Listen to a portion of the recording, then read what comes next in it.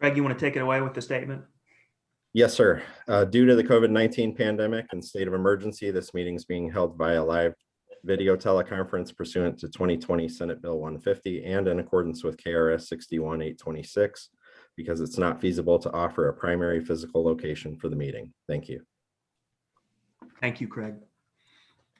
As you all see on your agenda, we first need to approve the April 21st, 2021 meeting summary. My observation after reading it was thorough as always, as we've come to expect from Craig.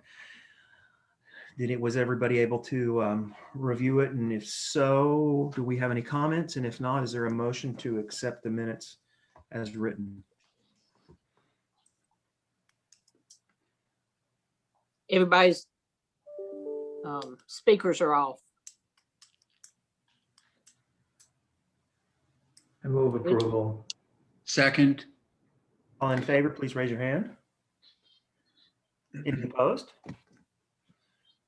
The minutes are approved unanimously. Shall we move on and take it away and give it over to the Stantec team to talk about the draft existing conditions and growth trends report that was distributed, 2 weeks or so ago, roughly? Sure. Hi, this is Mark. Today we're just going to I'm going to go briefly over the report, and really I want to reserve as much time as possible for questions and comments from you all, but I will just go through it just to get everybody acclimated again to where we are with the report, maybe refresh your memory if you had something you wanted to bring up. And as we were just mentioning, one of the other main things we want to accomplish today is go over our evaluation framework matrix. John Bucher will be doing that.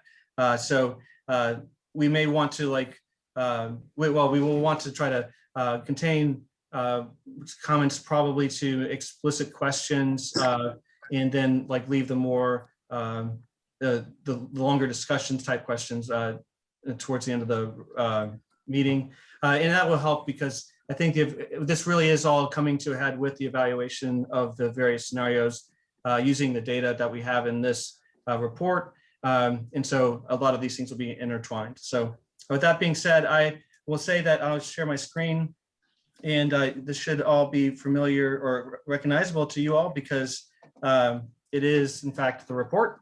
I'm starting out on chapter 1. I made an earnest attempt to create a PowerPoint that could be short enough to do in 20 minutes. And once I realized I was just basically repeating everything in the report in a PowerPoint form and it was getting super long, I just decided that it'd be easier just to go through the pages and point out what is in each chapter. Maybe some of the basic takeaways from the different points. And so if you would like to interject, I'm happy, but I may not notice if I'm kind of in the zone. So just speak up, or if you want to wait until the end, it's up to you all. But I'm amenable either way. So with that being said, I'll get going. We started out with the general introduction, which is that this project is born out of the comp plan and the goal in the comp plan to come up with a framework for evaluating whether we would have sufficient land in order to meet the growth we'd expect to be seeing in the horizon year. That's where this report came from, is to set the stage for that framework, that evaluation. And it's focused, it's not intended to replace more in-depth studies of other types of reports. It's intended to focus mainly on the land inventory, both vacant and developed and underutilized. But it touches on all of the various relevant topics that that revolve around land use planning, and in particular the urban service boundaries. So we start with chapter 2 with the demographic profile, comparing Fayette County to the surrounding counties. That's our region. We are actually one thing that is notable is that the census statistical area metro statistical area is Fayette plus all the surrounding counties except Madison County, which we are including Madison County because it is, adjacent and contiguous. But that's the one distinction between how we look at our region and how the U.S. Census or the federal government does. But when we do look at the 7-county area, we see that Fayette County is, again, more than half of the population. And even in the last 20 years, it's still maintained about 50% of the population growth. But as you can see in figure 2.1, some of these counties are growing more disproportionately faster than their share of the total population size, explicitly Scott County and Jessamine County and even Madison County. We also see that in the past 20 years, the strongest growth was actually in the first 10 years between 2000 and 2010. And while it's not, not dramatically lower, it did kind of drop off a little bit. In Fayette County, we were strong at the first half of this decade, and it's a little bit lower in the second half of the decade, but the opposite could be applied to the surrounding counties, which just kind of goes to show the vagaries of how development occurs, where and when it happened.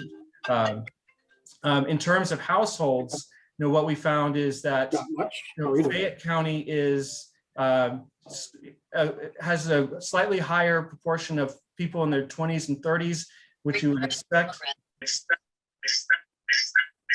I'm sorry, I'm getting a feedback. So I don't know if anybody else heard that, but what you'd expect with the university in being the employment center of the region, we have a lot of students, and we also have a lot of young workforce attracted to the jobs in the community.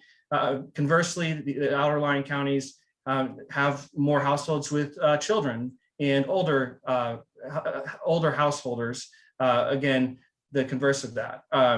And so what we found is that we're slightly younger, but we're an aging population, and as we grow, or as we go forward, that population cohort that was born between 1950 and 1970, they will continue to become the largest increasing segment as they go through their age bracket or go through the various cohort levels. Race and ethnicity, Fayette is slightly more diverse than the surrounding counties. Various minority communities are increasing in share, but at a relatively stable rate. But we definitely expect to see continuation of a more diverse population, in particular in Fayette County. As far as income goes, Fayette County is right in the mix, slightly higher than the state averages, but very well much in the same mix as the surrounding counties, higher than most, but not the highest necessarily in terms of household income. Again, some of that has to do with the more mature households of, if there's more younger people living in Fayette County on their own, they'll have lower incomes. As we see in terms of poverty statistics, again, we are slightly below the state averages and in the mix with all the other surrounding counties. And we're really kind of, again, showing that it is one larger regional community. And as you can see here, this is in the distribution of household income, we are actually very much in line with the surrounding counties. So that's like the general overview of the demographic profile. And then we move on to the employment section. And here, this is MXD did this analysis of the census employment data. And what they found in general is, they did this location push and share showing which industries are, emerging, which ones are really growing quickly, and which ones are, relatively stable or, not growing. So what we see in the top quadrant, the top right quadrant is the growing industries that are demonstrative of where Lexington is headed. Again, this is over the last 20 years. It's not surprising, healthcare and education, those kind of industries have all been,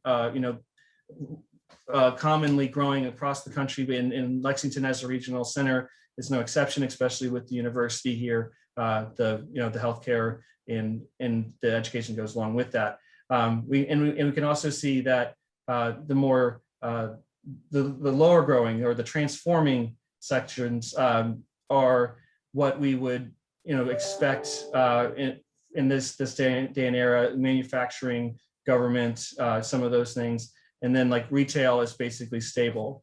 And you can see that in the shift share that it demonstrates the same analysis, it's the same data, but it shows where our employment is. And again, it's highly associated with the healthcare and like educational services and various administrative industries. And we've seen a relatively, let's say, stagnant or stable like share for other industries, more of the basic economy industries. When we look at the surrounding counties, we see the big manufacturing. I mean, I take that to be a lot of it having to do with Toyota being what it is and staying about the same size, but not really growing as much as it had maybe in the past. Retail staying the same, but you see that it does have some ascendant industries, including agriculture. And so, again, these are relatively typical of these surrounding counties becoming a little bit more related to our economy. So you see some more administrative and support and more management occurring in those counties. But you also see these other areas where it's again, to use the word stagnant or stable to describe them. And then the green side represents industries where they're growing, but they could probably be growing at a faster clip for the future. When we looked at commuting patterns, I thought this was really interesting to see how far afield people come into Lexington every day, where they come from. And it's interesting, the top figure 3 shows where people are going if they're commuting out of Lexington, where they're headed. And it shows generally towards the west and the north, to me, meaning that they're getting on I-64 or I-75 and going towards Frankfurt or Louisville or Cincinnati or Georgetown. And the folks coming into the city on the right side are really coming from all over. That kind of, again, confirms what we figured, that we are the employment resource for the larger region. The folks that are commuting out are commuting to more explicit locations, whereas the folks coming in are coming from all over. And that map at the bottom shows where the darker the purple, that's the residences of the folks that work inside the urban service boundary. So obviously there's a huge component that lives inside the urban service boundary, but you can see there's a huge component that commutes in. And as we get to figure 3.5, you can see what the net of that is. That in fact, the people that commute into Fayette County isn't larger than the folks that live and work in Fayette County. And it's twice as much or more than twice as much as the folks that commute outside of Lexington. So, total workers in Lexington is greater. Obviously, if you add the 44,000, the 87,000 together, it's, we have more workforce, but the actual workforce in Lexington, more than half of it is from outside the county.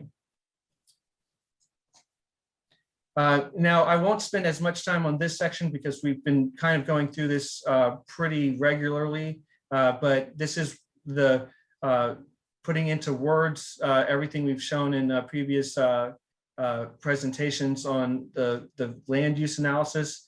This is, really the main thrust of our study is understanding what is happening in terms of zoning, in terms of the various types of development patterns or development types.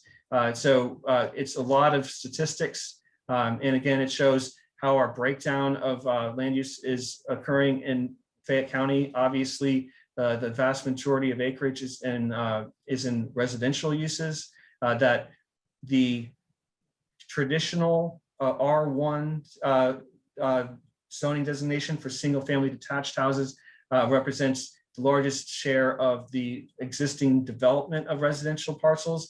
But you can see the R3 over there on the right is again demonstrative, illustrative of where we're heading. A more flexible zoning code, that a more dense zoning code, and that's what we're seeing in the vacant land we have left. And the most recent developments that have come online have tended to be in that category. In figure 4.3, you can see the sizes of the parcels in each of these, the average sizes of parcels in each of these zoning categories, and where R3 stands in comparison to that, knowing that that's likely to get smaller as more, as R3 is used to try to accommodate more and more units as its flexibility allows. Again, lots of statistics on where the parcels are, how many units are in each category, where they are in the city, other ways to skin this cat. But if there's anything in particular that you're interested in discussing later, we can come back to this. Cynthia is available to answer any questions.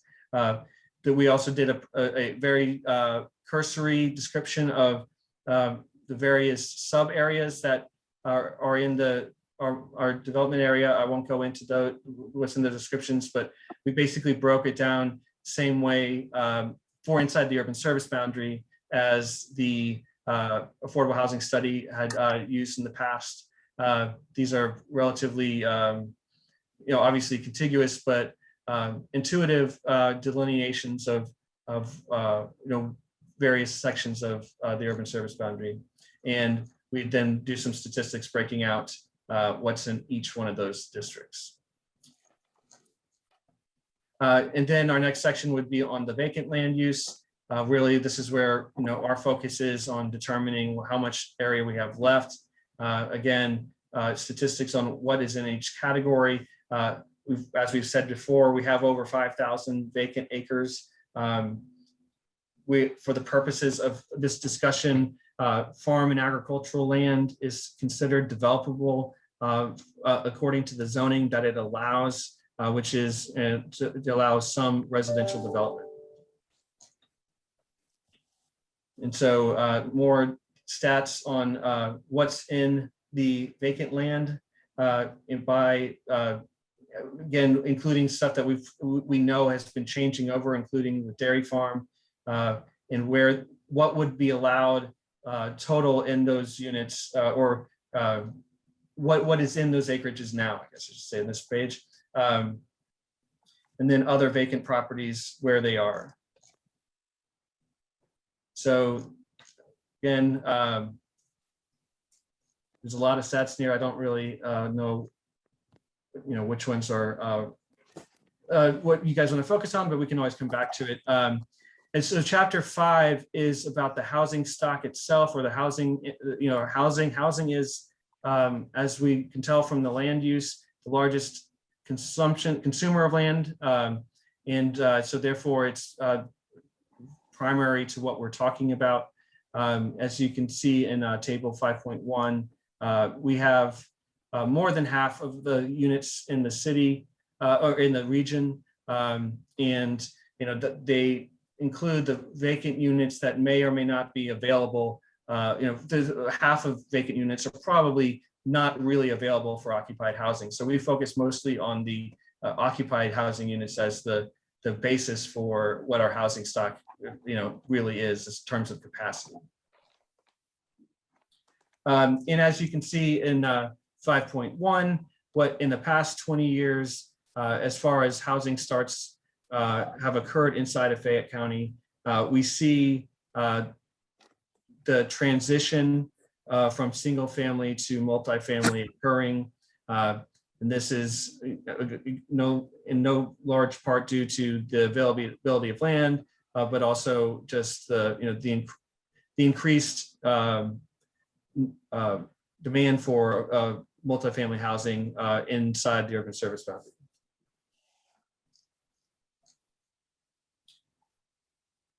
So more statistics from the census about the type of housing units we have in Fayette County and the surrounding counties. And it goes to show that the surrounding counties obviously have greater percentage of single family detached. Fayette County, of course, provides some a higher mix, diversity of housing, higher density of housing. Then we got into some home sales. This is data from the Lexington Bluegrass Realtor Association, and what it shows is how, again, Fayette County is obviously the largest county, and total home sales demonstrates that it's competitive with all of the counties combined in terms of total home sales. But what is telling is when you just look at, and I guess I would mean to say, like, it's the home sales generally track the same trends of the surrounding counties, in the sense that when we had the real estate crisis of 2008, 2009, we saw the decrease in home sales. We saw an increase flowing back from that in all of the counties, in particular the counties that are more active. Some counties are obviously quieter than others. But when we go to new home sales, which is kind of at the core of what we're talking about, you can definitely see that after the economic recession, the housing boom or bust, we basically flattened out. We dropped and never really recovered in terms of new home sales since 2011. And if we were to take that trend line back farther, you would see this. It would have been continuing from a higher point in the 90s and the 80s. And obviously, there's a direct correlation to the availability of land to develop new home sites. The correlation of new home sites being developed in surrounding counties. But what I also take from this is that it is generally stabilized over the last 10 years. It is in, at not a high number, but still at a relatively higher level than the surrounding counties. When you actually look at housing prices, you see that Fayette County moves in correlation with the other counties.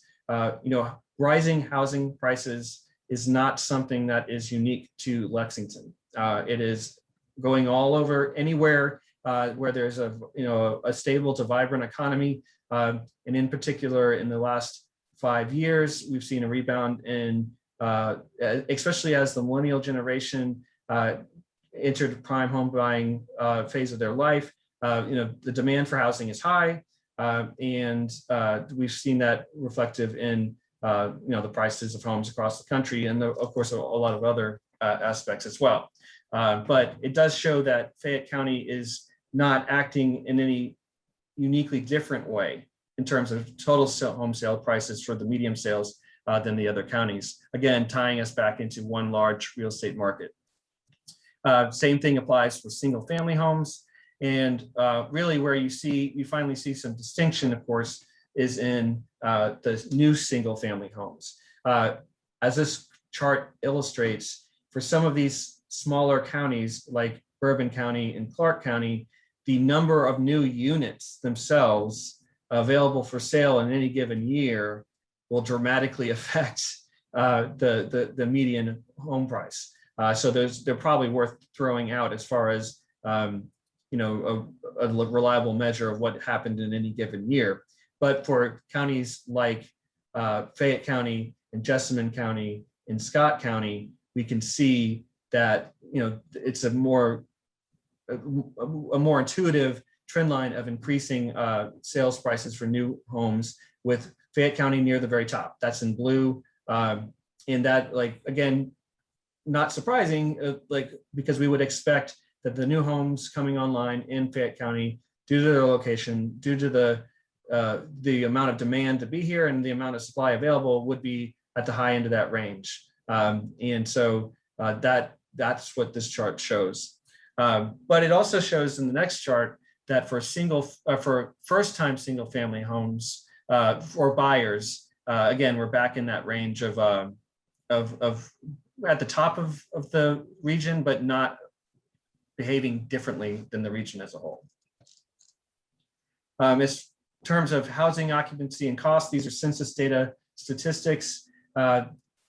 We are actually, again, we're have more renters than surrounding counties, but not by a significant amount. Where it's still within the realm of the regional average. And then as far as housing costs, the actual housing costs with people with mortgages, we're pretty much in line with the other cohorts that are really seeing a new home construction in the largest housing markets, Madison and Scott and Jessamine and Woodford.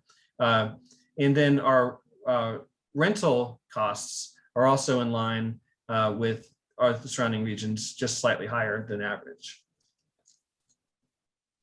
Now, when it comes to households with high housing costs, that's where we see, again, that our rental households, we have a pretty high percentage that are paying more than 35% of their income to their housing costs.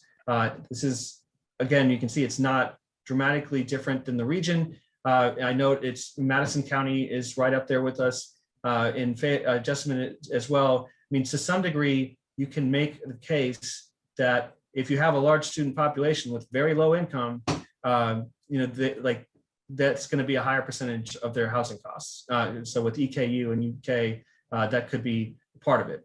And of course, the other part of it is just simply that we do have households that have low incomes, like anywhere else, and that is also a big part of it. So we did a quick review of the housing study and some other affordable housing documents, and generally, it's really hard to tie directly the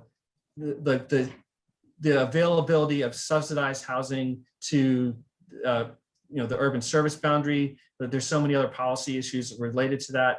So we didn't really get into it as much as those other studies. We would refer you to those other studies. In general, though, I think what the point we would make was that we have, is that we are, we do know that our housing prices are going in the direction in which housing affordability will become a greater and greater issue. That's not dramatically different than in the rest of the region, but whether we tie it to the availability of housing due to the urban service boundary or just rising housing prices in general, we are moving in the direction where a larger percentage of households would be outside of what we would consider the affordability range for housing costs.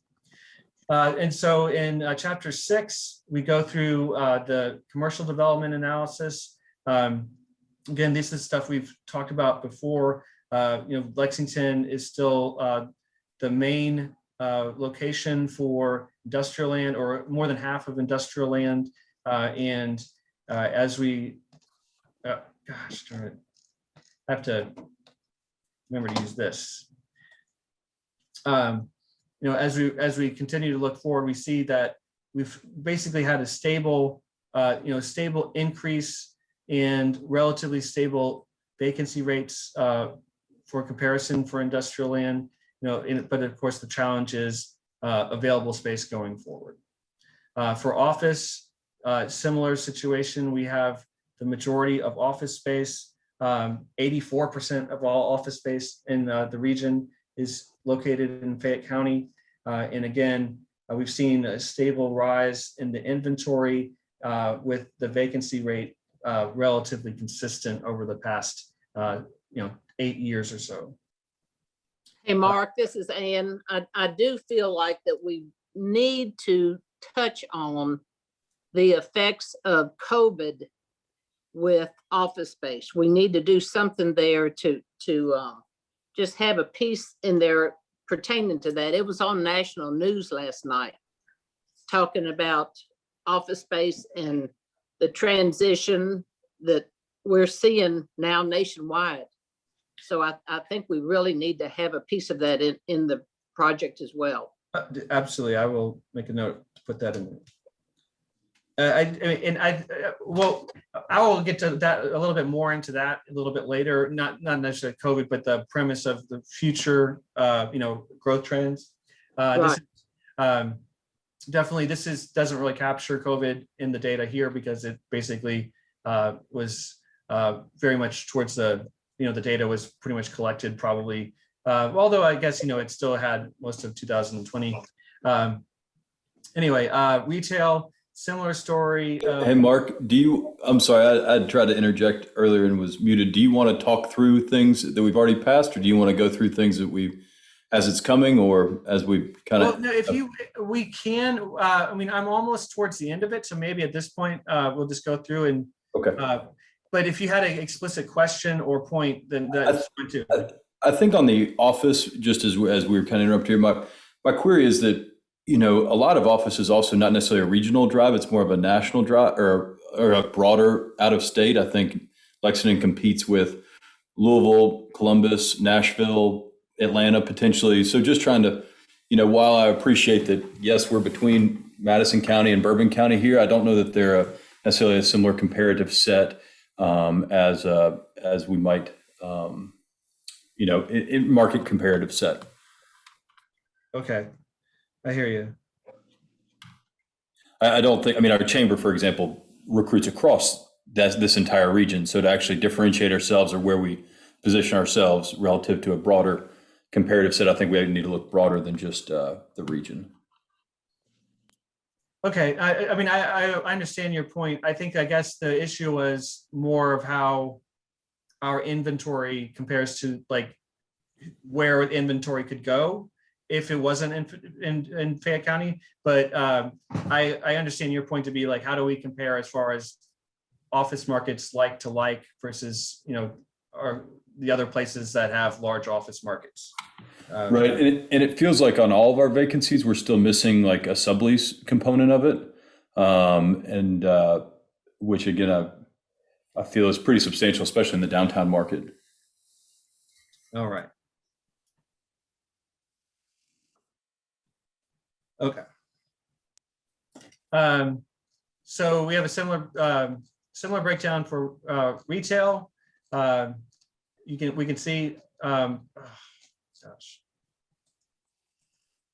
we can see that the vacancy rate has gone up in this last several years, and driven by probably more than just local realities of the retail market that we're all experiencing, and of course, the effects of COVID on that as well. So chapter 7 is the section dealing with how we relate the land use pattern, the development pattern with LFUCG's revenue and expenditures. This is Urban 3 has been working on this section, and so they did a very, we have some very cursory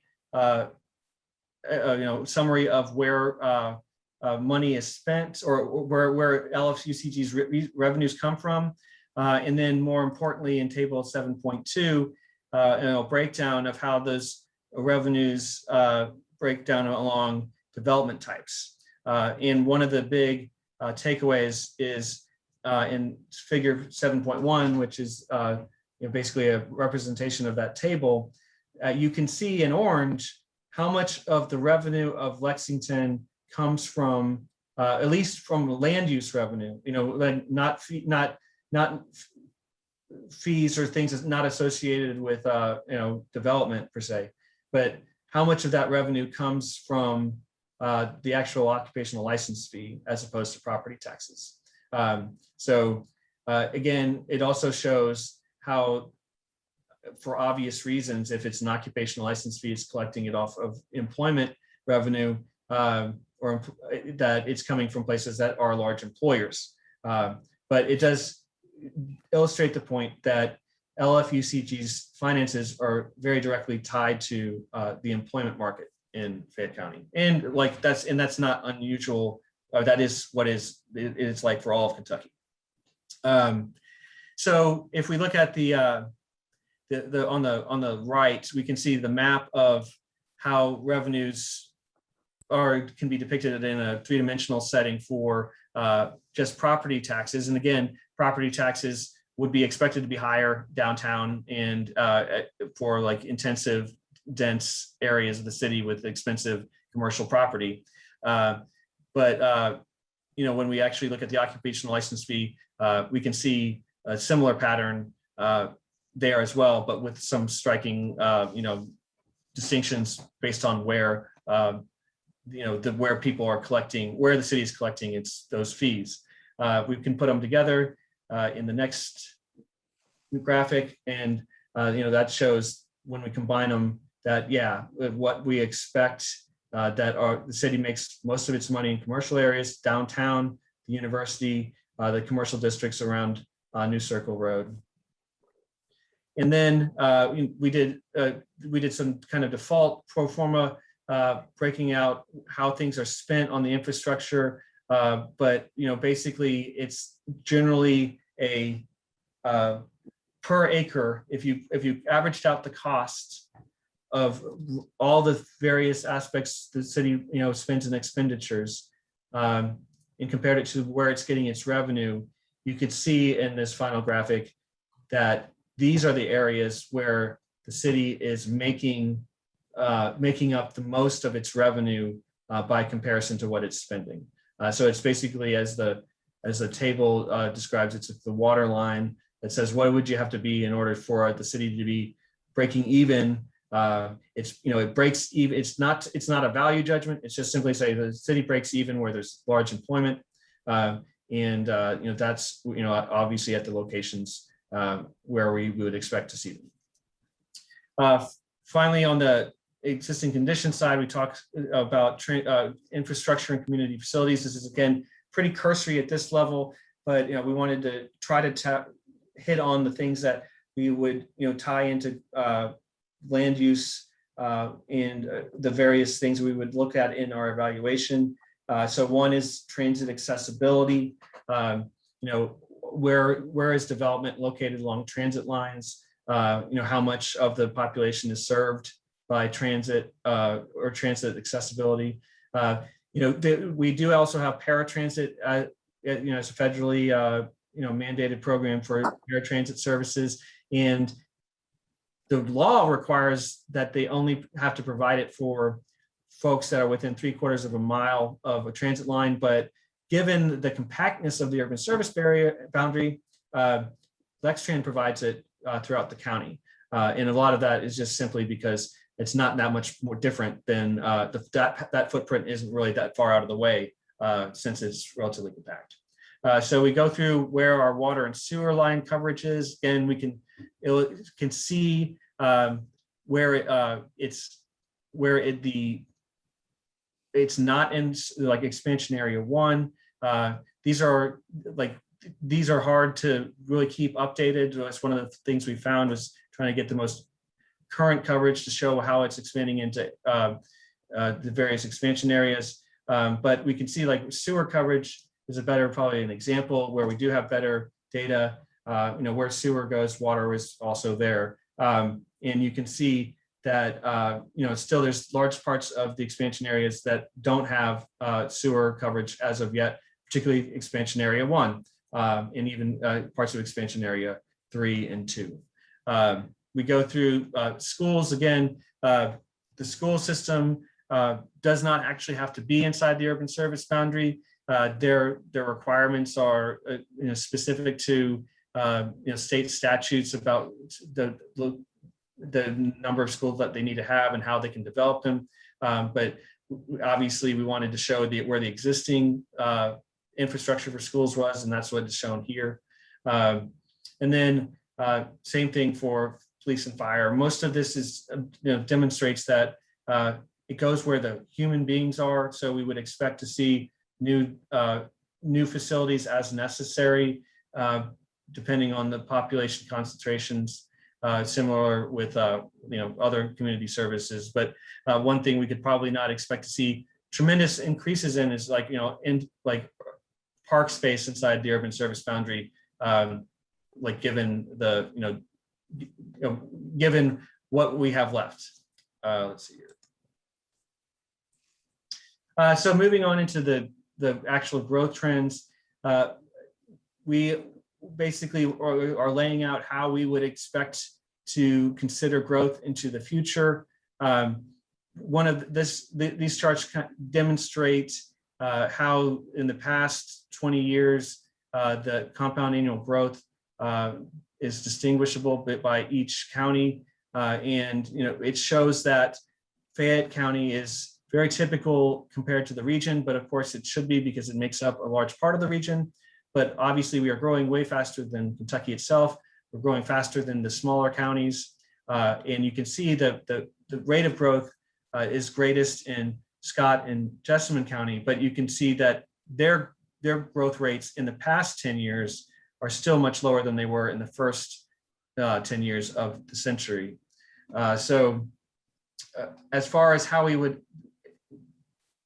grow or expect our trend line going into the future, we're going to again use what we've talked about in the past, which is a high and a low bandwidth range.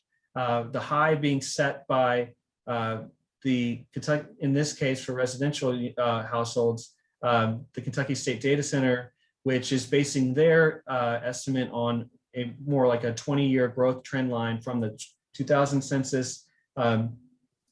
It does not have any data since 2015. So its estimates started higher for 2021, whereas the blue line is a 10-year trend analysis based on the American Community Survey, which is a year-to-year estimation update of this type of data by the census. Its last year was 2019, so it's slightly more accurate in its starting point, but that 10-year growth is also slightly less, on a compound annual growth average. So what this means is when the real census, the full census comes out later this year, we should see these numbers change. But overall, what we would be saying is, if you looked at a 20-year growth rate, which captures that expansive growth that happened in the first part of the century, and then the 10-year growth rate, which captures the last 10 years, we should see a range. And within that range, we would expect to be able to know what we should be planning for household-wise for the next 20 years. However, that census data is not available yet. So the best data we have available in this case is what the Imagine Lexington data was following, which is the state data center, and then this 10-year average.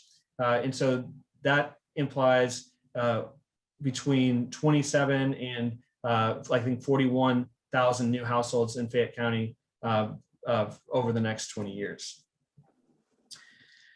For industrial growth, we did the same.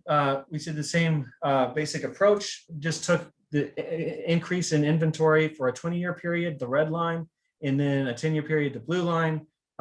Which one is more accurately reflective of the demand in the community? And the basic the point of this approach is that as you do this analysis and as you get more data, the trend lines will change. So right now, we see a pretty wide margin for these trend lines, but year in, year out, we could see them grow to be closer or maybe even grow to be farther apart. And I think what the goal is to say that we have a high degree of confidence it'll be between these two lines. And really, as we get new data points, we will get better, or get at least better accurate understanding for going forward.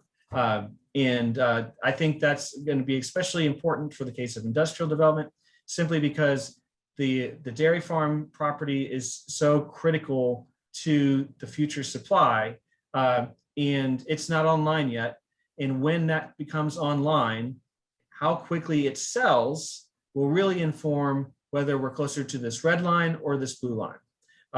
And that'll be in the next few years that starts to really become more apparent. But that's, that framework, that approach to create a simple way to replicate these trend lines is what we're recommending, because the data will be readily available, and it allows you to constantly update it, every time you do the analysis.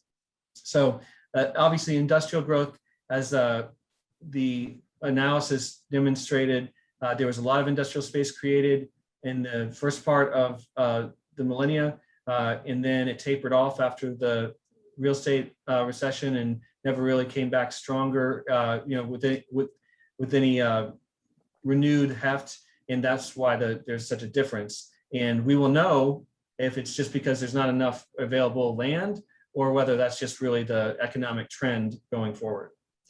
Similarly for office space, same approach, a 20-year line and a 10-year line. And again, it shows that at the high end, we could see if things were replicable of last 20 years, you could see up to 4.6 million square feet of office space being needed. But if it's based on the last 10 years, 2.5. And again, similar approach to real estate, similar actual square footage targets. And again, when we talk about addressing COVID, when we talk about addressing the future of online retail or in people's shopping habits in general, the next few years worth of data will come into this analysis and change these trend lines. And so all of that will help focus on the future of what we think we are. And again, it allows us to replicate this process anytime we want to do it. So that's basically the existing conditions report. And this is data that, originally, this is stuff that's really to set the table for the things we needed to think about, or still, need to think about when we are doing or developing our evaluation framework. And that's what brings us into the next phase of what we're doing, which is applying the data sources we have and the assumptions we have about the build out of the land available in the urban service area through these three scenarios that we'll be testing in the evaluation framework, which is what will be the next topic on the agenda. So now I'll stop, and we can, if people have some explicit questions about what's in the report or what they would like to see addressed, or comment on anything else they see, this would be a good time to do that. If they're short, like not broad discussion, but kind of more point-to-point discussion, so that we still have time to talk about the evaluation matrix, which is a big part of today's meeting. Greg, could we get everybody's pictures back up on so we can see who would like to speak? Thank you. Okay. Anyone want to start off?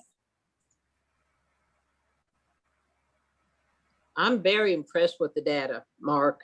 I think I'm sorry. I think Mr. Anderson raised his hand, but he's on mute, so I don't know. Okay. Excuse me. I'm just curious, when we're essentially inventorying the land and then putting the different scenarios and trying to figure out the yield, has anyone contacted the young family and asked them what their intentions are?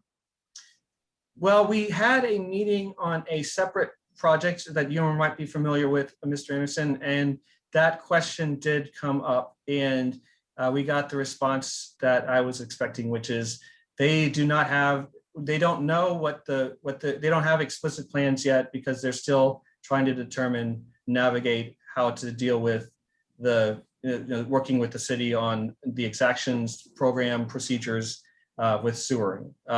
So I asked, and the answer was vague. How much of the residential capacity in this is attributable to the young farm? Well, I think it depends on the scenario, but in scenario one, it would be, I think we would, maybe it's like 2,000 units. So at most, so I think you'd be talking about, roughly less than 10%. But in scenarios 2 and 3, as they ramp up in density, it would be a slightly more higher percentage. Has anybody spoke to the owners of the Red Mile? No, that is, no, we've just used the data points there. But again, when we talk about scenario 3, we point out these candidate sites, what's the maximum capacity, for all of them in combination. And then we took a small percentage, I think 24 or 25%, as saying in scenario 3, no more than that would be developed in any combination or any particular location. So there, it's in the mix as potential, but it's not. There's nothing in scenario 3 that is dependent on Red Mile in particular. So then I go to the Fayette Malls. Anybody spoke to the owners of Fayette Mall? No, we just looked at the traditional reports. And Yeah, then there was a Red Mile study done by Lexington a few years ago, and then the Fayette Mall was part of the current Imagine Nicholasville Road study. So those weren't things that where we went specifically to partners, but they were part of current Lexington reports and projects. I don't know if that land's available or not. I tend to doubt it. I've spoke with Red Mile before, and I've never seen any interest to do anything. I've got a question on the industrial land that the Auburn County government has that was part of Coldstream. I think that's the dairy farm. Are there any design or use restrictions on that land? I can handle that one. We're working through the master plan process for that property right now for the 200-acre site. So I can't answer that definitively, but there will probably be some limits, some voluntary limits on the zoning that's put in place on that property. So my question there, is it going to be limited to light industrial? Generally, it would. I mean, this is ahead of the game for sure. We haven't made those determinations, but generally, it would be an I-1 type of site. So we still don't we don't have anything that really qualify for intense manufacturing in Fayette County. Certainly not on that particular site. What about the IBM Lexmark property?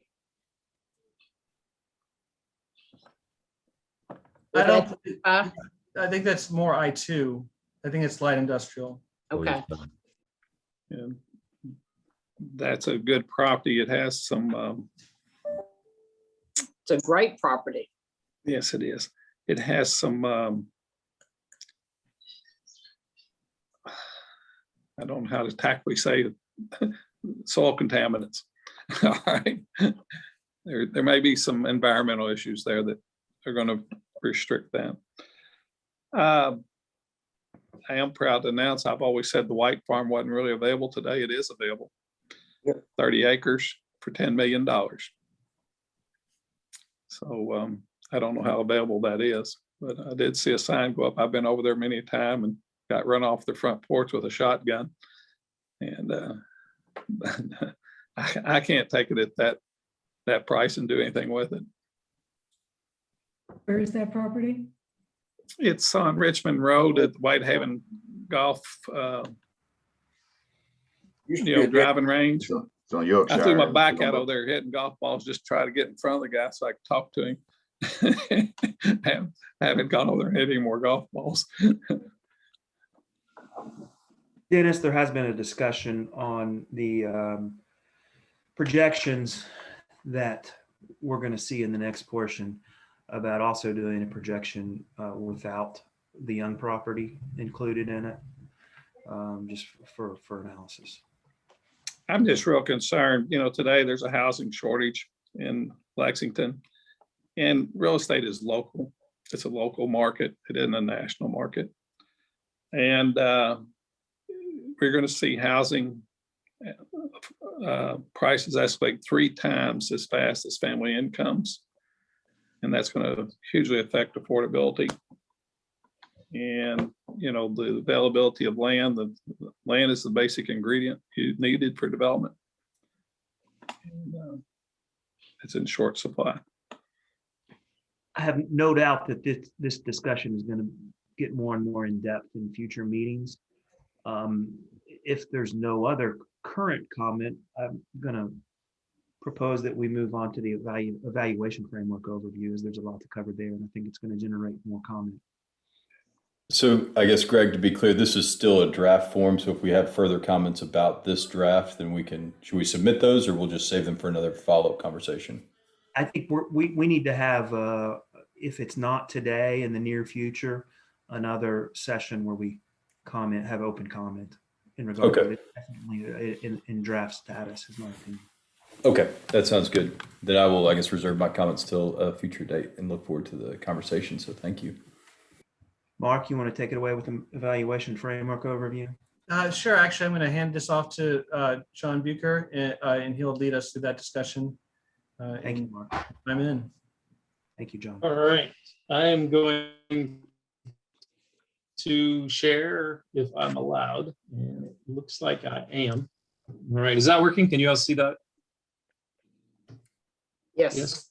Okay, great. So the first thing we wanted to do is just sort of remind you all what the real purpose of the evaluation framework is. And one of the things that we think is really important is to note that, you know, this framework is intended to be used to evaluate potential expansion of the USB without having to go through and repeat the entire comprehensive planning process. And so while it still needs to be informed and driven by the policies and goals that are in Imagine Lexington and in the Land Development Code, it should be able to happen without having to do an update of the comprehensive plan. Because as you all know, that's a huge effort that it takes a long time and is not intended to be done every year, whereas this framework could be followed yearly. Some other things that we feel like are really important, that it's a transparent and data-driven process, and that data is easy to find and easy to use and easy to understand. And we also, and I think this is what the number 2 here really, I feel like, gets to what Dennis was trying to say a few minutes ago, is that we want to find, you know, realistic scenarios, but that still reflect the goals of Imagine Lexington, and evaluate scenarios that include things that may actually happen. And that will, you know, obviously there will be some disagreement about what can actually happen. But in the end, that will be a decision that the task force and planning commission and ultimately the Urban County Council will have to make about, you know, what is actually realistic. And then does that allow us to not expand, or does it require us to expand the boundary? And again, as we mentioned before, it's the process that's done regularly and repeated, but then the policy is going to be set outside of this based on these results by Planning Commission and Planning Council. So as we mentioned before, general process is that there'll be a list of data sources and data that needs to be collected and analyzed for a specific result to go into the evaluation framework. It's intended to look at a 20-year horizon, and, you know, using that to estimate, you know, what is the build-out capacity within the urban service boundary, and how does that then relate to demand and other things, and that the results of that will allow decision-making on policy. So how do we envision it being set up? And this sort of gets to how it will be used. And in following slides, I'll go through some of the details. So if you're concerned about what 2 and 3 mean, we'll get to that. But we wanted to kind of walk through how it might work in future iterations of this. You know, as you know, for this project, because we're trying to, you know, create this framework and test it, we've gone ahead and developed 3 scenarios because we felt like 3 was a fair number. In the future, you don't have to do 3 scenarios. You could do 1, you could do 2, you could do 10. It really just depends on what your appetite is for developing the scenarios and how realistic you think some of those changes are and what the results are. You know, if we find after this that you end up with a scenario that's your preferred scenario, and you do a really good job of making policy changes and getting things through Urban County Council and the Planning Commission that are going to help meet that scenario, when you do this again, that is your scenario 1, whatever changes you've made. And so you may already be on your way and be able to do it without evaluating additional scenarios. But we don't think that, definitely at this point in time, we don't think that will be possible, but in future ones, it may be. So the idea then is when you start this process, you create that first scenario based on your existing conditions. That's really your baseline. And the first thing that you want to know is, can it meet 100% of that low growth projected demand that we talked about a few minutes ago? And can it meet 75% of the high growth demand that we talked about a few minutes ago over the 20 years of that timeline that we're looking at? And we chose 75% because it's a 20-year timeline. And we know that from any given year, demand projections can change significantly. We've learned that through COVID. And so, we will have other things that happen that will affect that demand projection. And so we kind of felt like that if in 20 years you can meet 75% of that demand, that you probably can put off making a decision on expansion that you might regret when the demand projections change. And so, because you can't undo it, right? Once it's done, it's done. And so if you can get 75% of it now, maybe put off those decisions for a little while. So that's a recommendation that we have that could be up for discussion that you all may have different ideas on. But we put 75% in because we felt like that was a good number to allow for some of those changes in demand to not make us rush into decisions that we might wish we hadn't made. So we have that first scenario.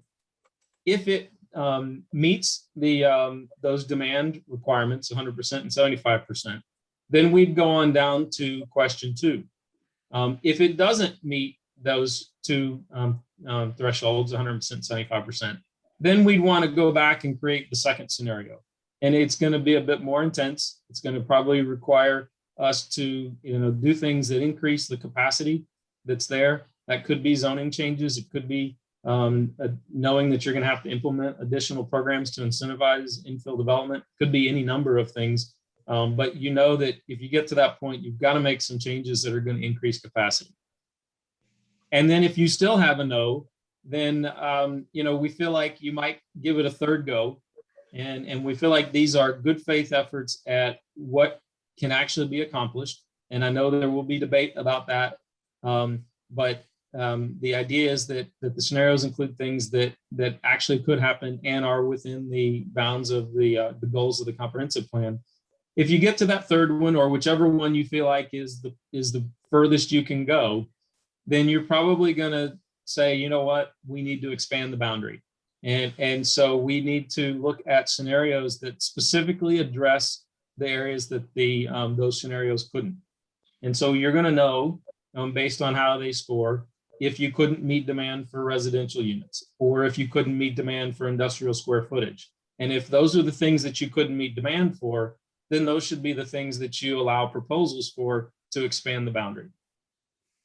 But let's say you do get a yes at some point in either your first, second, or whichever scenario, then you want to know, does it score above 60%? And again, this 60% was our recommendation. We can talk about that being a different percentage when we get to what those items are in just a minute. But if you're not getting to 60%, then we feel like you shouldn't necessarily scrap the scenario, but maybe there are some improvements you can make to it that make it better meet the goals of Imagine Lexington, and then reevaluate it. And if you've done that and you get down to the third question there, you've improved it, but you still can't get to 60%, then you might want to consider specific proposals that help you address those areas. And again, I'll go through what those are in just a minute. But the idea here is that you have ways to get to either decision, either to expand or not to expand. But the important thing is when you reach a decision in 2 or 3, that yes decision, that it's meeting 60%, that USB expansion is not warranted, but that you have a responsibility to take the steps necessary to facilitate and incentivize the development patterns that are going to be required for that scenario to work. So there will always be a lot of things that have to happen in order for those scenarios to work. And as you reevaluate it and you make progress on that, you will have a different baseline. Your results will change, and that might change what your decision is at that point in time. So I'm going to move on to what we really are talking about when we're talking about meeting demand. And we feel like these are simple yes, no questions because they'll determine whether or not you can actually do it and whether or not you need to remake your scenario. But again, these are based on what we talked about in a few minutes ago, the demand at the end of Mark's presentation about the ability to meet the residential unit demand, the office square footage, the retail square footage, and the industrial square footage. And again, that 75% is a number that we could discuss if you all think that's too high or too low. But if assuming you get yeses on all of those, then your scenario theoretically will work. And the next thing you want to do is make sure that it meets the, it helps advance the goals of the comprehensive plan. This graphic that I'm showing now kind of gives an idea. I'm sorry, Matt, I don't know, I guess I'm just a little confused. So who brings this scenario to evaluate? Is this kind of the way to evaluate from our planning staff standpoint? Yes. So this is done in hand with Imagine Lexington. So it's done as part of the comp plan process to provide more of a data-driven approach within the comp plan process. So it would happen every 5 years within the comp plan? No, the idea is that it would happen possibly annually and outside of the official comp plan process. But it needs to follow the intent of the comp plan each time that it's done, if that makes sense. So is a landowner bringing someone a scenario, or who's coming up with the scenarios that are then? City staff would develop the scenarios, and they would go through potentially this task force, but definitely through Planning Commission to decide on what those scenarios are to be evaluated. Again, I think the idea is that, as John pointed out at the beginning, is to decouple the analysis of whether we need to expand from an explicit comp planning process. And therefore, if the city, we assume the planning staff, the city will be consistently updating the vacant land inventory database, taking out land that has been converted into development, filling that in as a part of what's available today, so that it's no longer potential, but it's actually part of what's available today. And then what's remaining year in, year out will be the basis of the capacity for going forward for the next 20 years. And you can start seeing how you're moving along a specific trajectory for your scenarios. So if scenario one is like our scenario, your baseline of what the zoning allows, you have a new comparative basis for comparing the capacity on the land to the demand going forward. And you would always be the latest data 20 years out. And it doesn't happen, it would happen as consistently, as regularly as the planning staff does it, was presumably every year or 2 years at a minimum. There will be, as was stated, I just want to make sure that it's communicated clearly. We will have completed scenarios as a baseline as part of this process, and it can be updated. I'm thinking it's going to be updated annually at a minimum, but if there's any major changes, it allows us to make updates fairly quickly as well to respond to those conditions. Craig, can I ask a follow-up question on that? Yes, sir. So we have seen 3 scenarios or 3 draft scenarios. Does any one of them meet the criteria? If we took this evaluation framework and applied it to any one of them, would any one of them end up saying that we have enough capacity? The team is in the process of evaluating that. I believe the answer is yes, but I'll let John expand on that. Yeah, so I think this slide that I have up now kind of helps answer that. So thank you. So this is an example of how we would look at the meeting the housing demand. And so it's a little complicated, but I'll go through it. So those trend lines that you see, the blue and the red, they should look familiar to you because they're what Mark had presented a few minutes ago in terms of the demand. And then that dotted red line represents 75% of that full growth demand that I talked about just a minute ago. On the right in 2040, that's 20 years out, how much capacity those scenarios could create for housing units.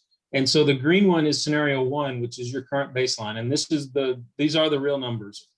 And so what we find is that the current baseline of what we have now for zoning and how we've been doing building permits and what developments are online and approved, that we are almost able to meet the low growth demand and the 75% demand, but that if we are on pace for the full growth, that in about 2034, we're going to be we're going to have no capacity, right? So we'll already be done in 2034 and we'll have to have additional capacity by that point in time. And that's important because it kind of gives you that sense of urgency, like how quickly are we going to be at capacity? So how quickly do we need to open up the necessary land to meet that capacity? The purple one in the middle is scenario 2, based on what we've run so far. And that gives you that demand. So you can see you're almost meeting the full growth demand and way beyond the low growth. And then scenario 3, you're beating both of them in 20 years.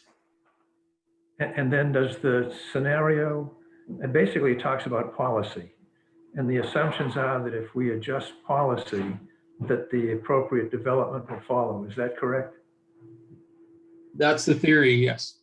Yeah. Well, the reason I asked the question is, as Mr. Anderson his questions have indicated, sometimes you create a policy. We expanded in 97, and you make a land available and you assume that land is going to be developed. And then 20 some odd years later, you're still looking at a lot of that land.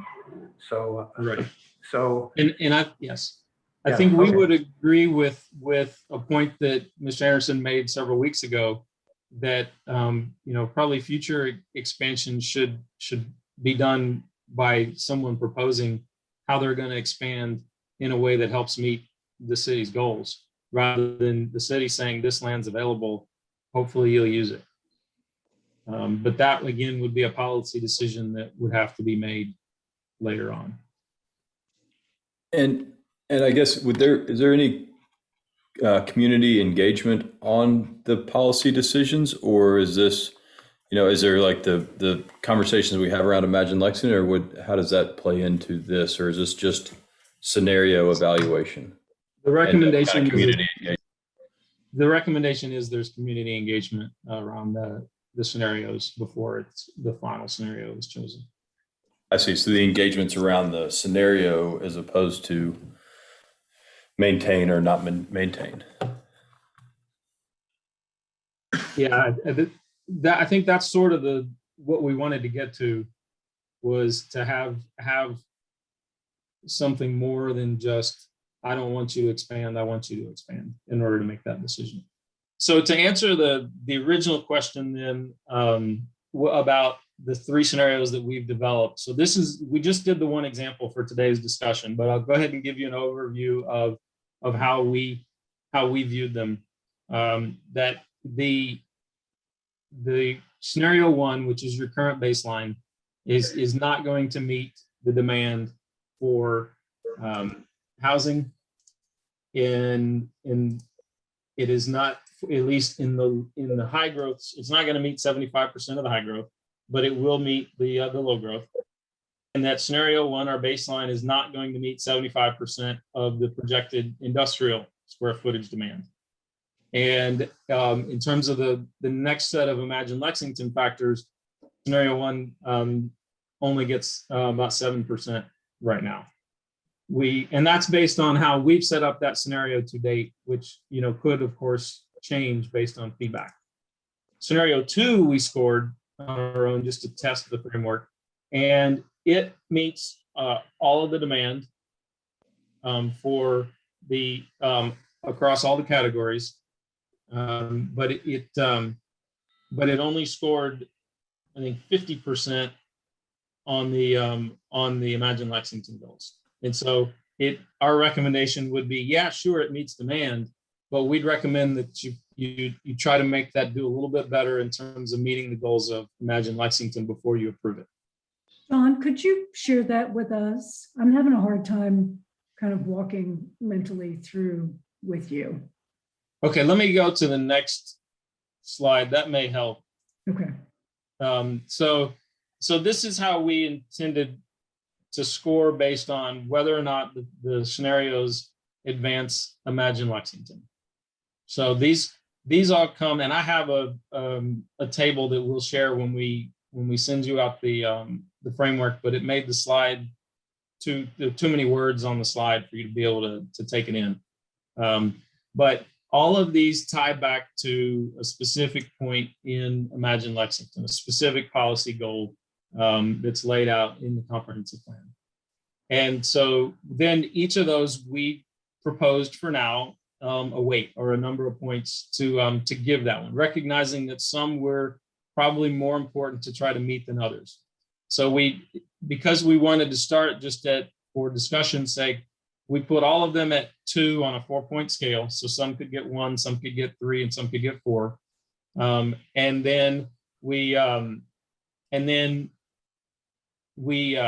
so it's if you have it, if it does or it doesn't. So it either gets the 2 points or it doesn't get the 2 points, right?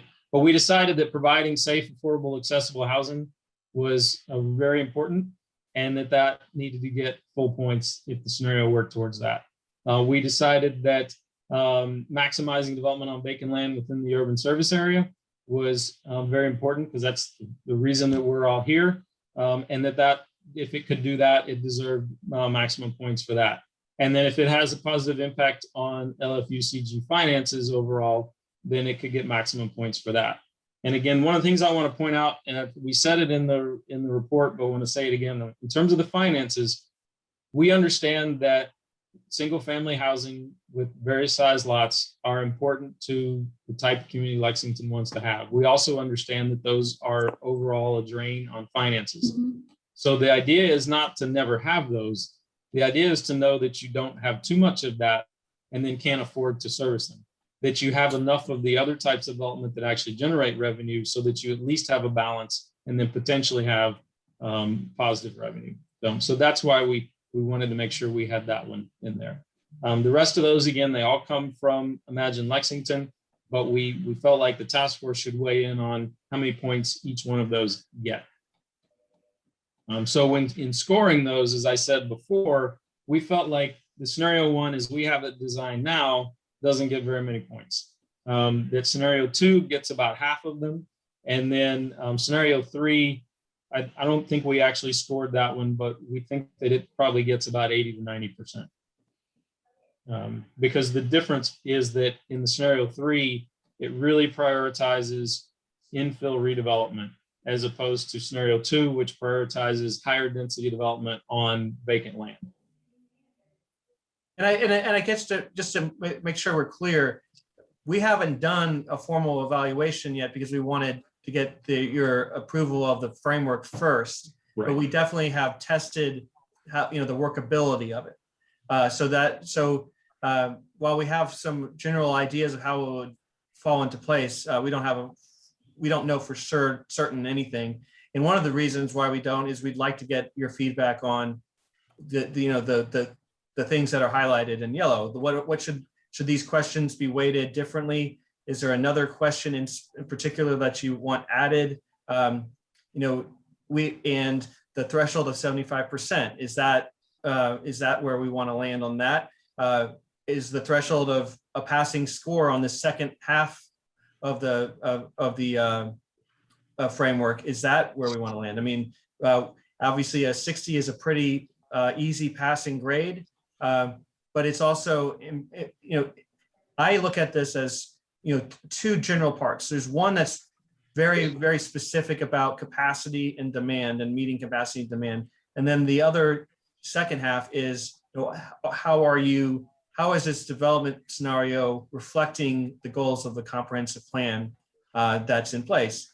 So we know that a perfect score on the comprehensive plan is not totally realistic, that there's always going to be opportunities for improving how our land use regime reflects that comp plan. But how much of it do we want to say is acceptable, before we say, okay, this is a reasonable reflection of our comp plan goals for considering whether expansion is necessary. So the things in yellow, the 75% probably could be in yellow too. We'd like to get your Yes, input on that, but also anything else you have, so that when we do, after this meeting, we go ahead and we apply our build out scenarios to these questions, and we can come back with how the scores settle out and what we learned from that process. And, again, these scenarios are intended to be realistic. They're intended to be pretty reflective of the spectrum of what is possible, but they're still theoretical in the sense that, we're using these scenarios to test this evaluation framework. In the future, the evaluation framework will test different scenarios based on new data and new expectations of what the comp plan calls for. So if I can, a question first and then a comment. The question is, the way it's envisioned, as I do a quick tally, there's 28 points possible if they're a yes or no. So 60% of 28, the score would be whatever that is, 16, 17, 18. Is that how you're envisioning it at this point? And then I have a comment to make, but question first. yes. Okay, so really a couple comments. One, it seems to me first that these are really crucial, and to relatively arbitrarily assign most of them 2 and a few of them 4, I don't think, at least in my mind, does not give us enough flexibility in thinking about what the important things really are. Secondly, I really am uncomfortable with there being yes or no. It seems to me a better way to use that kind of a scale would be to have for each of those questions, a score, 1 to 5, 1 being doesn't make it, 5 is perfect, and then you multiply that by the weight and you get a score. So Yeah. that there's a little more nuance, but I guess my main concern is that set of criteria will really be crucial in the thinking about how we proceed forward, and it needs a lot more work. Okay. So I actually started where you just suggested, but it got really complicated, and we were afraid of the debate about, how far does it go? Is it really worth 1, 2, 3, 4, 5 points? But if you're not afraid of that, then we can go back that direction. But it definitely complicated the scoring, and we were trying to be less complicated instead of more, but that's fine if that's your preference. Well, I'm just thinking practically. And that is, if I'm the person who is being asked to make that judgment, and I look at a plan, I think it either does, it's not, does it, does not, but how well does it prioritize? So there has to, in my mind anyway, there has to be a scale, and there is judgment involved, but yes or no is too, I think it doesn't work as well. Okay. Vice Mayor, what do you think about the weighting at 60%?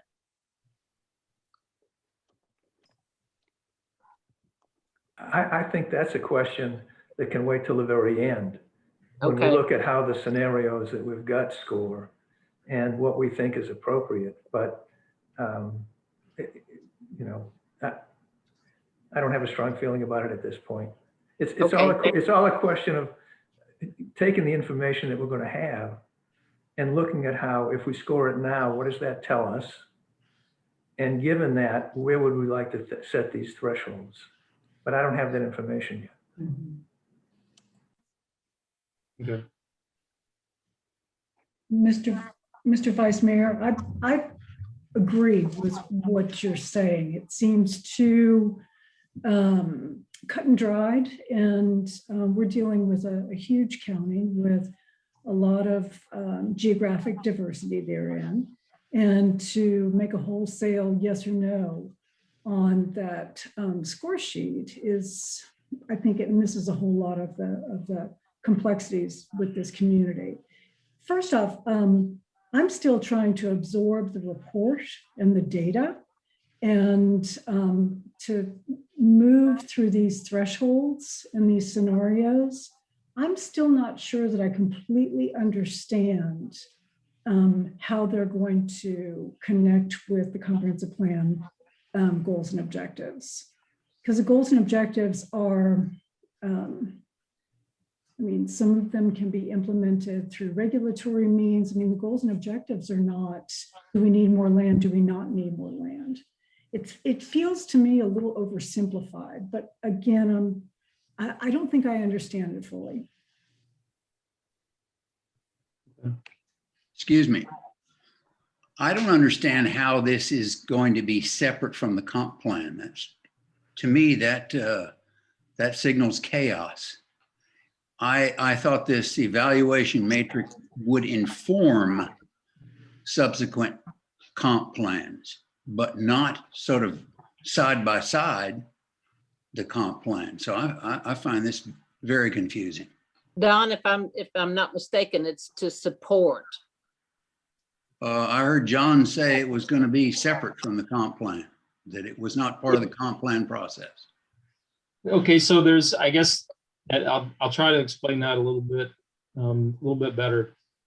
Whenever the comp plan is updated, there's a very robust planning process that goes along with that. It's many months long. It involves lots and lots of research and public meetings and writing and all kinds of things that have to happen to update the comprehensive plan. Imagine Lexington was a huge undertaking. Right.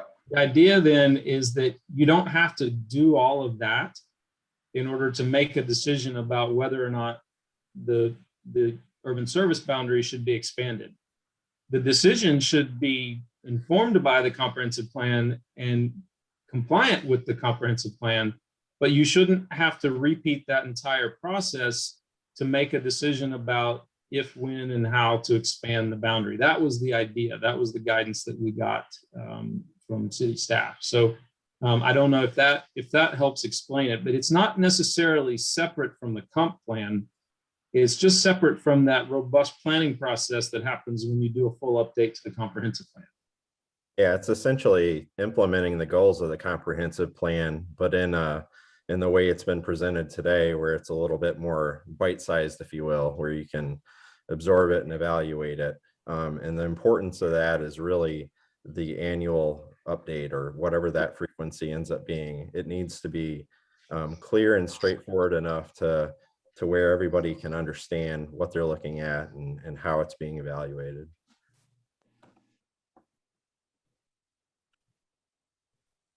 I'm still confused by this.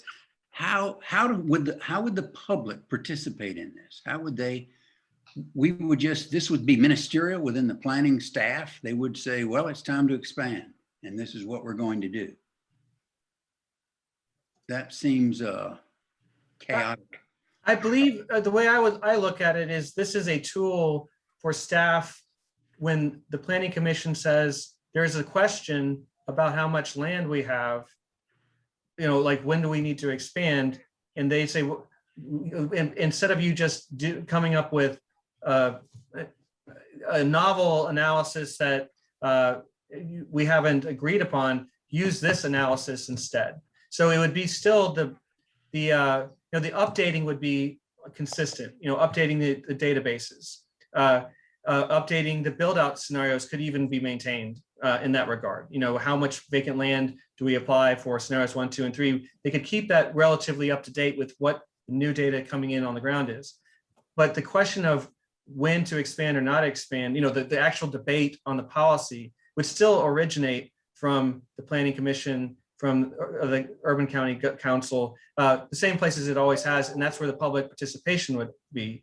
The transparency within the framework would say, we've now analyzed these scenarios. This is the presumptions for each scenario, and as you can see in this no build or in this baseline scenario, it's this, and in this more infill intensive scenario, the answer is this. And then the questions of whether or not one is more preferable to the other would be left to the same public policy provisions. The Planning Commission, the Urban County Council, they would just now have the framework that was already established ahead of time as the basis for how they arrived at an explicit determination from the staff level. So, and just to add to that, this study, this process, and this framework, we will be presenting it at a public or at a community meeting to obtain input on that, and it will go through the typical process where the Planning Commission reviews and approves this, as well as this task force, and it will go to council as well for presentation.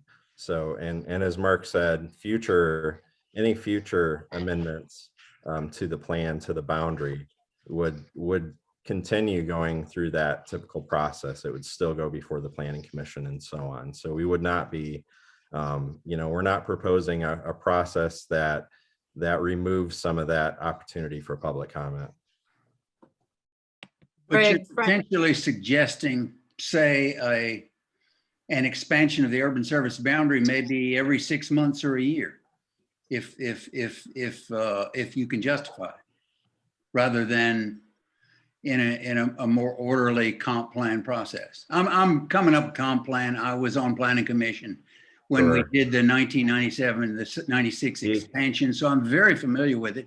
Familiar with how well that was planned and all the fees and the infrastructure, and it's still, much of it's still sitting unused.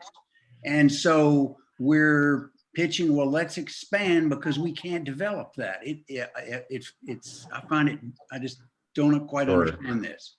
The other way to look at that, and I think the way the team has been evaluating this, is it provides an opportunity on an annual basis to see where we are and to make policy recommendations if necessary to implement the plan, essentially, to add, to make sure that we're implementing some of those goals that are really there to make sure that we're growing in a smart way.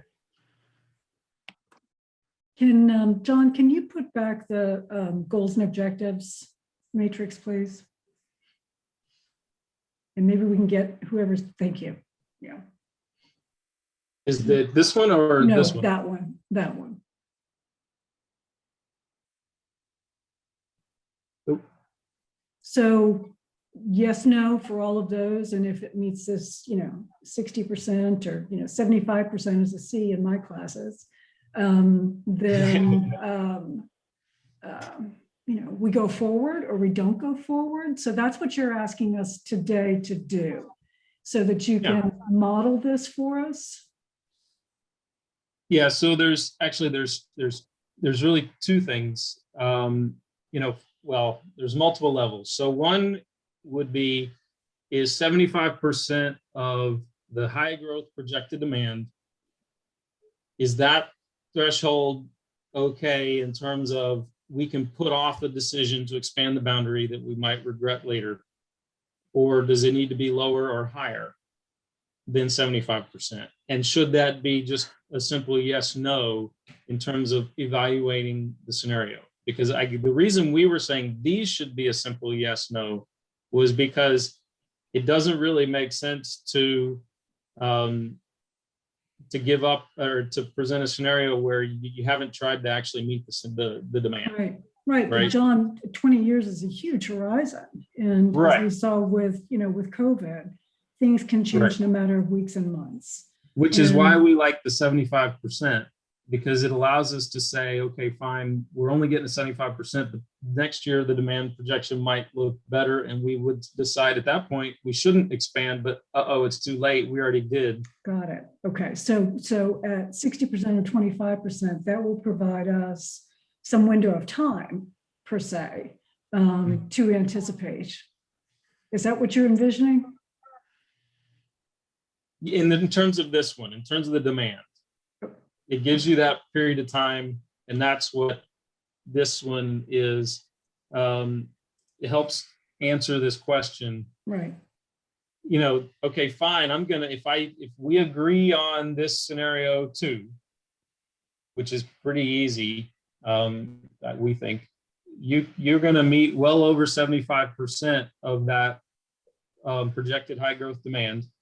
You're not going to reach that if you are following the course for that high growth demand. You're not going to meet capacity until 2038 or 2039. That's a long time from now. you might not want to go ahead and make that decision. You might want to put it off because you can't. Well, exactly. That's And- the thought and- process there. Exactly. And, then maybe we can update next year what the projections will be Exactly. and keep bumping that timeline further out. So when do you make a decision to expand? Or do you continually kick that can down the road, waiting for updated projections? I don't understand the end game. So what our recommendation is that if you're not going to meet 75% of it, then you need to consider expansion. So if you've run through all of what you think are your best options for scenarios and you still can't meet 75% of that high growth demand, then you should consider expansion. But let's make it clear that this is a tool that the planning staff would utilize and update as they see fit annually or so be it. But the planning commission would not consider an expansion, and every 5 years is when they would consider an expansion, not every 6 months or year or annually. And I would like to make the point that, like, in response to your question about, well, when would we actually have to make a decision if not now? So the 20-year time horizon is in line with the comp plan, and what the comp plan said. We had adequate capacity for in their growth projections when they came out with the comp plan. So it's a reasonable long-range horizon. However, what we're seeing today is that we have adequate capacity on the high growth or the low growth trend line way past 2030, at least the next 10 years. But in 10 years, let's assume the trajectory of development continues along the scenario one kind of trajectory. Lots of single family detached land being converted on today's vacant land. So that vacant land is no longer in the inventory. It's no longer available for future demand. So by 2030, we're on this lower track scenario. We found that our demand ratio is still high. Well, now you can definitely see why we would be in the position to say, we're very close to running out of expansion land. Now, before you just say, well, we have to expand, have you even tried to imagine what you could accomplish if you increase density? Have you tried to imagine what you could accomplish if you focused on infill development? Here in 2021, that urgency of that question isn't quite as fraught, at least in our initial analysis for this particular question. There is vacant land. It's zoned for certain levels of development. If it was developed according to the zoning, it would get you 26,000 units. That should suffice even in a high growth scenario for at least 10 years. Now, I'm not suggesting that everybody agrees that that's how development occurs, that every single unit gets developed like in an orderly fashion and that there won't be the kind of turbulence that some folks would say, no, we have a housing crisis now. But I am saying for the purposes of the analysis of what is in our capacity, what does our inventory say is there? It's that number for scenario one. But and this is again going to where John was talking about the next phases of comparing these scenarios to your actual goals in the comp plan. If you know you're coming up against that number, and your first instinct is to say, well, we need to expand, it seems like it should be the job of planners to initially say, well, have we thought about ways in which the comp plan could be, more invoked to accomplish these things? And if that's the case, scenario two moves up one link on the trend line, and scenario three moves up another. And so we don't just say, oh, well, we ran out of land, expand. It says, no, go through this process again and again, because we want to be able to come back in front of the public and say, we looked at all the options, and according to the goals of our comp plan, we should at least be trying to do this. Now, I want to make another point here, just in case we run out of time, is it's really important to me and to the team that this framework can still demonstrate that depending on what trajectory, what scenario we are actually on, aside from our aspirations, like the framework should be able to show that expansion may be required. It may not be required today on this chart, but if we're in 2030 and everything's gone along the same trajectory as scenario one, no matter how many different ways we try to increase density on what land we have remaining, we still might not be able to meet 20 years worth of capacity. We may not be able to meet 10 years capacity. And in that case, the framework should be able to reliably say, we need to expand. Again, that's not what it's saying today, but that's why we would update it year in, year out to see is our trajectory matching the aspirations of the comp plan, or is it simply reflecting the zoning? Because if it's reflecting the zoning, you will have less capacity, you'll have more land being converted at a lower rate of density, and therefore in the future, you'll have less to work with, which will require expansion. And Mark, I just wanted to add for the benefit of Lynn's question, because I've heard you ask the same question a couple times. And I think, Lynn, if you think about this analysis in the way that we've done a very thorough, comprehensive evaluation of all of the vacant land, as well as some underutilized land. And by doing this exercise to benefit the planning staff, and having all of this data in a format that they use every day for purposes of evaluating applications as they come in, they're going to be able to look at the assumptions that we've made by parcel for what the development potential could be. And so it does a couple things. It allows the staff, because we've met with the planning staff several times, it allows them to look at what the assumptions were made on a parcel by parcel basis for all new development that could come in, and then compare that with what they're actually seeing in the way of an application and or an approval that gets processed through both the Planning Commission and the City Council if it's a zone change. And so the idea is that by going through the exercise, they have concrete data that they can use and monitor over time and update every year. And so that's part of the exercise of our work, is to give them something to build on and to understand where they're going year after year based on what the assumptions were in each one of the scenarios. So I just wanted to clarify that. Frank Penn said that he would like to speak.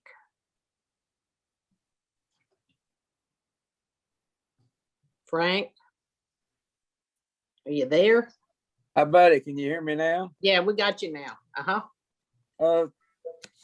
As I envision this, and I've been through the last 3 of these, I think this can work and can work well if you think about the process that, let's say 2 comp plans from now, we see that more than likely is going to have to be an expansion. So in the 5 years that it takes to get to the next one, then you go through the matrix and you say, you analyze it to see what the financial impact is, what the planning impact is, and what the expansion areas could be, and are they suitable, and what's the cost. That gives you a 5-year lead time before you have to actually expand the urban service boundary. So I see this as a tool that you use when you can every year know where you are, and then depending on how trends go and whatever happens down the road, if you know 5 years ahead before you're going to have to expand, there's an awful lot of questions and answers that you can get before the council has to make that decision and the planning commission has to make that decision. So, I don't want us to get hung up on, it's not something you're going to see today and say we're going to expand tomorrow. You'll see it 5 years out at least. And if that's the case, then we won't be putting in temporary sewer lines and everything else. We'll be getting our infrastructure where it needs to be so that we can efficiently expand if and when it becomes necessary. Good point. I understand what you're saying, Frank, and I agree with what you're saying. I mean, we need some sort of planning horizon.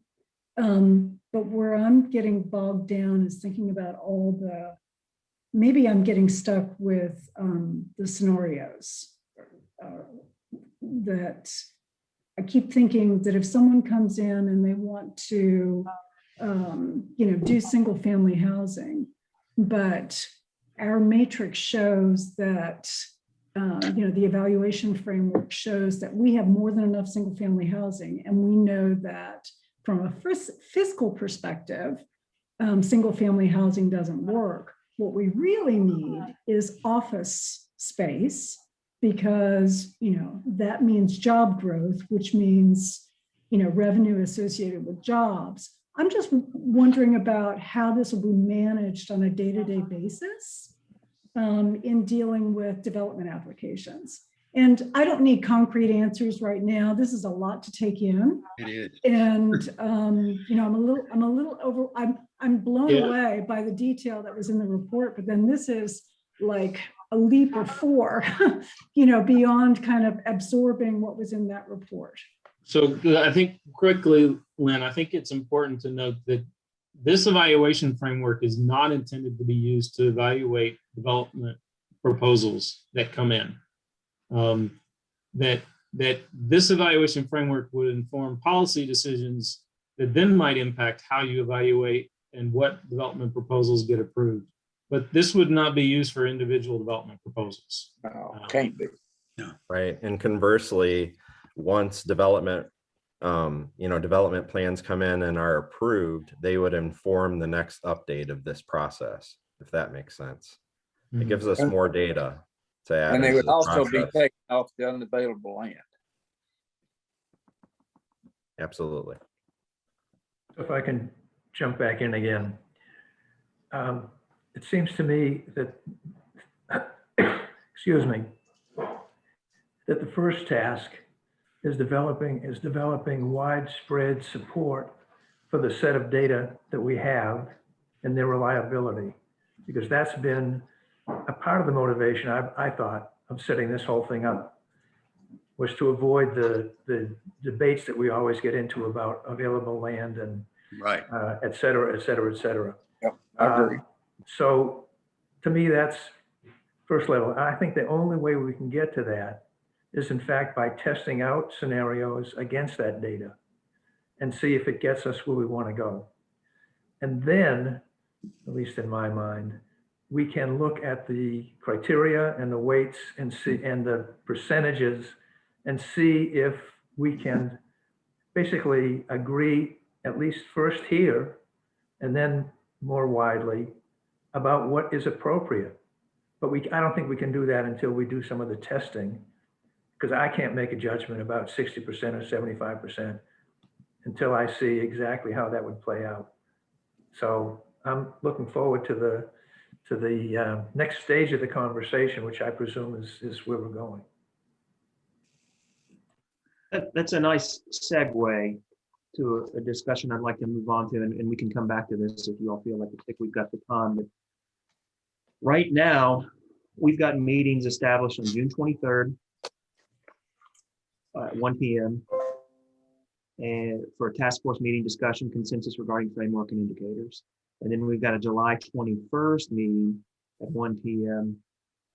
Task force meeting to review community meeting results and provide recommendation for planning commission approval. It sounds to me as if we ought to try and schedule between now and the 23rd an interim meeting on the 16th at 1 p.m. to further this discussion. We're 10 minutes away from our outside 2-hour limit. And what does everybody think of having a July 16th meeting to continue this discussion on? I think we June need 16th? it. July Can they do 16th or ground? June? I'm sorry, June 16th. June 16th. Thank you. Can they do the ground testing? Yeah, could we test the scenario? I mean, that was the plan, is to, on the 23rd, to present the results, but we could have more, like a more an interim version of that for the 16th. I would feel real comfortable with that. I would too, Ann. So I agree. we're good to add the 16th at 1 p.m. of June. Okay. I think we need it. Just Yeah. to add to that, there's a very low likelihood that we would be able to get the results of that testing, if you will, out to the group much in advance of the meeting. If it goes out the day before, apologies in advance, just for, there's a short time frame between now and then. So we just want to give our team as much time as possible to develop that information. I think that'd be all right. I think that one thing that might be helpful is to walk through it. So if we if we show the details of the results of the scenario, what kind of build out does that mean in terms of demand? And we have a point scale for the policy goals for Imagine Lexington that we selected. And again, we selected those because we felt like they had the most nexus to boundary expansion. As Lynn mentioned, there's a ton of other ones in there, but they weren't as closely tied to what we were doing.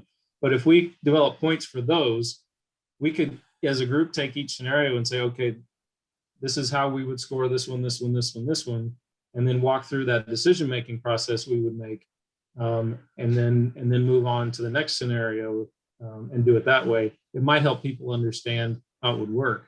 And that might be somewhat how it works in reality, because the planning staff is going to create them, the scenarios, and then they're going to be evaluated, and the commission or the task force might want to walk through, okay, how are we going to score this?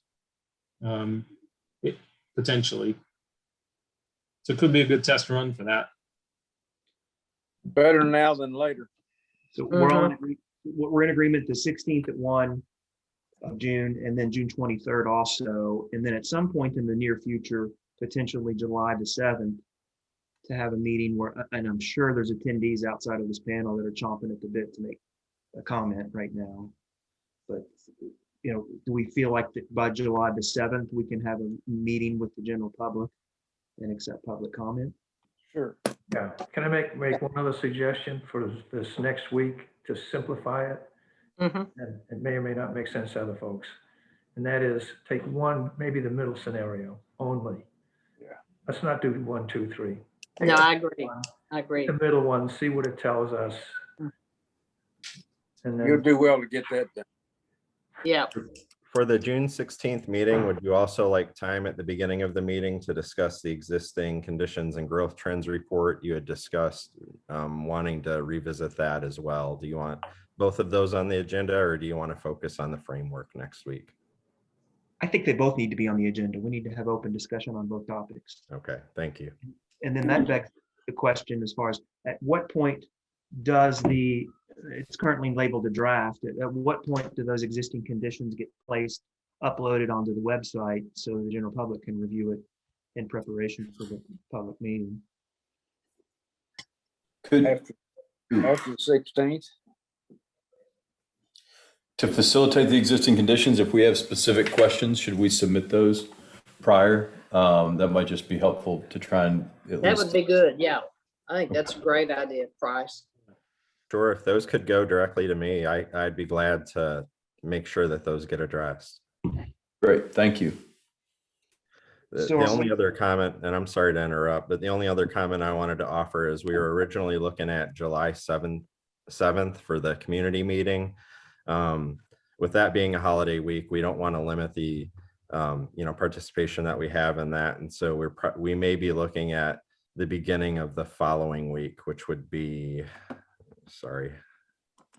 July 14th or so. right, or even sooner than that, like the 12th or the 13th. So I just wanted to make the task force members aware that it may be one of those dates. We will keep you informed in that regard and make sure that you receive invitations in case you're interested in joining. Can we listen in? I'll be out of town that week because council goes on break. So Certainly, as of now, we're strongly considering that still being a Zoom meeting, just because we've had community meetings over the past year using Zoom and received more participation than I expected. So I think it opens up possibilities for people to participate that otherwise may not have been able to make it to a meeting. So I'm going to suggest that we go ahead and count on July the 13th, which is a Tuesday. I think a lot of folks probably have a harder time on Mondays, I'm guessing. No idea. okay. Now, when you run certain scenarios, would it be possible to run a scenario without the young farm for our next meeting? yeah, Yeah, and that was one of the things that I think we didn't get into, but it's also set up that planning staff or planning commission or even council could decide that things like the young farm are just not on the table. That, yeah, sure, we made the decision earlier to expand the boundary to include that, but they're not on the table. So remove that from the build out scenario so it's not adding capacity that's never going to happen. That hasn't been the direction we've gotten so far. And so we've left it in. But there, that among other are examples of how you could do it. It's just kind of a slippery slope though. So you might want to be careful about making too many decisions like that, but you could always do that. I wouldn't go there. I wouldn't even start down that road. That'll open up a box you don't want to open. I think that what my hope and aspiration for the framework is that it's flexible enough to be able to address those kind of questions. Understanding it's a framework for addressing questions, not the determination of the answer. Again, we're trying to provide the process, not the policy. And if right now we have clear direction that all land inside the urban service boundary is intended to be developed. That is right there and going to be in the front of our introduction. And it's going to be what we use as the basis for our scenario evaluations.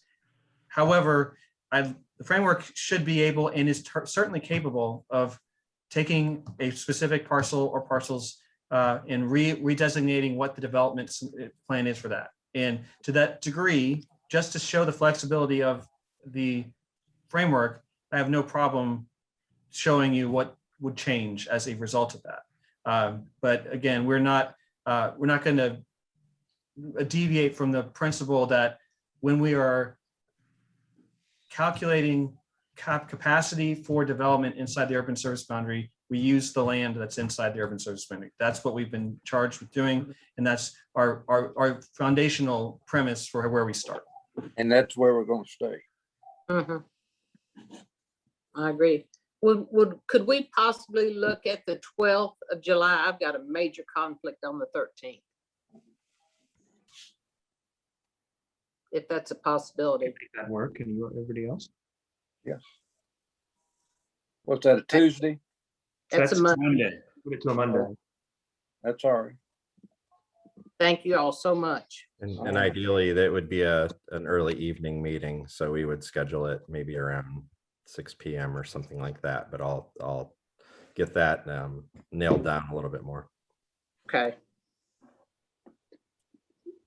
With that said, I know Price just had to jump off. I think we're going to start losing people after 2-hour meeting.